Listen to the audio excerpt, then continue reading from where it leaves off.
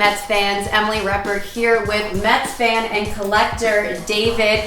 So we are sitting in part of your collection right now. Tell me a little bit about why you started collecting Mets memorabilia. Okay, well, I've been a Met fan all my life. I started in the 70s. I started going to games at Shea, and I grew up loving the Mets. And it's just one thing turned into the next. I started looking at baseball cards, and then after baseball cards, you start to graduate to the hard stuff. So you start with the game-used bats and autographs and jerseys. So that's how it actually started. My first bat was a Ray Knight game-used bat, which I bought in 1992.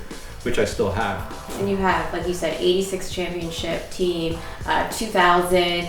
I'm sure there's a lot of cool backstories that come along with your collection. Is there anything that stands out? Yeah, I would say the bat that David Wright used to hit his Game 3 home run in the World Series in 2015, which I was able to purchase from the Mets. And it's a really special piece because it's David's first home run and only World Series appearance.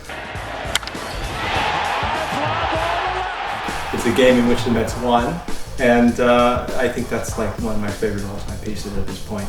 Like you said, you do have a lot of bats. It's something that you focused on. What is it about bats that you think makes such a cool piece of memorabilia to have? Yeah, good question. I think bats are kind of personal because the players actually have their hands on it, their sweat on it. You know, it's like they're a tool of the trade. So I think bats are more personal. A lot of players find one bat and they tend to stick with it, and it's their baby. They really get attached to it. So that's why I like to concentrate on bats. What else do you think makes your collection? There's a lot of collectors out there, but what do you think makes your collection unique? I like to concentrate on special events like World Series and special things that players have done.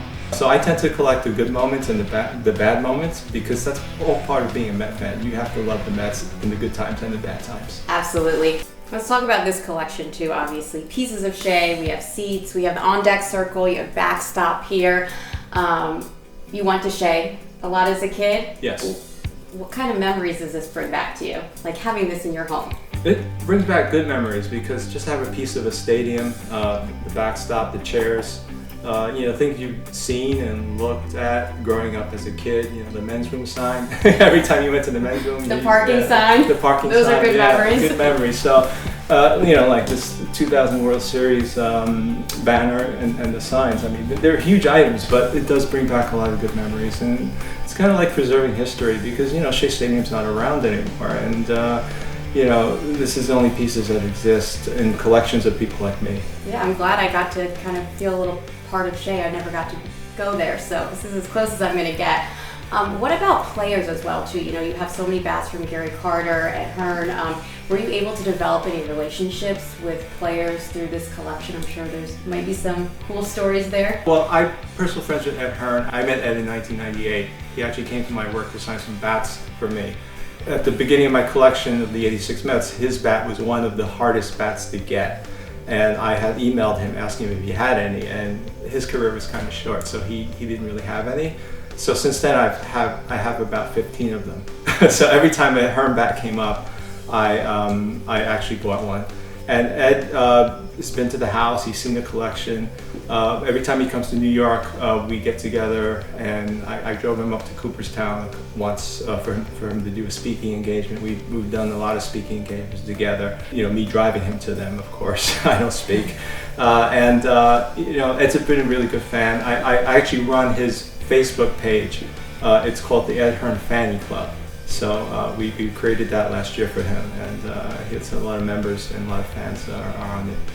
Is your collection, is this something where you're always looking for something? Is there something right now that you are searching for? Yeah, with every niche or every type of theme that we collect, there's always something we call the white whale, the holy grail. So for me right now, it's a Bobby M. Jones game-used bat, which for some reason has not surfaced. I mean, he played in the 2000 team. Yeah. So if anyone out there has one, please contact me. David, what do you say we go take a look at some more of your memorabilia? Sure. Okay. All right. This is my Mets room / office. Wow. This is awesome. Okay. So like I said, I was a big Ed Hearn collector. So this is his spring training locker room plate, and I have the big placard from the reunion reunion back in 2006, I think. And this is his jersey when he was a Met. And this is an interesting piece. This is this is a bobblehead which we actually made for him because we thought that it was a curse of Ed Hearn, which is the reason why the Mets weren't winning anymore. So we made the bobblehead this year, 2021, and it actually didn't work. The Mets lost, and they lost pretty bad, as we all know. So you have a very cool bobblehead out of it. We did get a good bobblehead out of it, though. And this is him with you and your family. Yeah, Ed's been to the house numerous times. He's seen the collection, and this is years ago that he came to visit. What does he think about your collection? He thinks I'm crazy. He actually knows that I have a lot of the stuff that he doesn't have. He has all of the good stuff. I think he appreciates it. I know, you know, it's a lot to be a caretaker of someone's stuff. Part of their history is part of their life, I guess. This is a bat rack that I got from Shea Stadium. Wow. Final season bat rack, which I got into my house, and this is you know, Mike Piazza. This is a lot of the '86, '88 team. And a lot of my Ed Hearn bats are on the bottom here. Is there one that stands out to you? Yeah, I mean, in addition to the World Series bat that David Wright used to hit his Game 3 home run, I think that's definitely one of my favorite bats. How many bats do you have? I kind of lost track. I think it's about 150 maybe. So we have some plates. This is Gary Carter's Met. Wow. Life Met of the Month for 1986 April, and I also have Keith Hernandez's July '86 when he was Met of the Player of the Month.